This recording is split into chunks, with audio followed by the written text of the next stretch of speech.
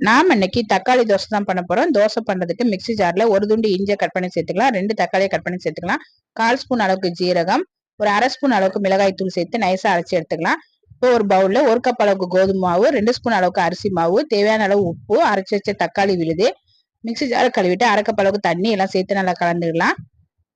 இப்போ எக்ஸ்ட்ரா ஒரு 1/2 கப் அளவுக்கு தண்ணி சேர்த்துக்கலாம். தண்ணி சேர்த்து நல்லா கலந்துடலாம். இப்போ இது கூட பொடியா கட் பண்ண கொத்தமல்லி இலை சேர்த்துக்கலாம்.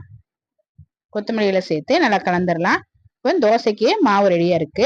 அடுப்புல தோசைக்கல் வச்சு தோசைக்கல் சூடானதும் 1 ஸ்பூன் அளவுக்கு ஆயில் விட்டுருக்கேன். ஆயில் சூடானதும் மாவு எடுத்து தோசை ஊத்திடலாம். தோசைக்கு மேல 1 ஸ்பூன் அளவுக்கு ஆயில் விட்டுடலாம். ஒரு சைடு வெந்ததுக்கு அப்புறமா திருப்பி போட்டுடலாம். 2 சைடும் நல்லா வெந்ததுக்கு அப்புறமா எடுத்துடலாம். ரொம்ப டேஸ்டான தக்காளி தோசை ரெடி ஆயிடுச்சு. ட்ரை பண்ணி பாருங்க.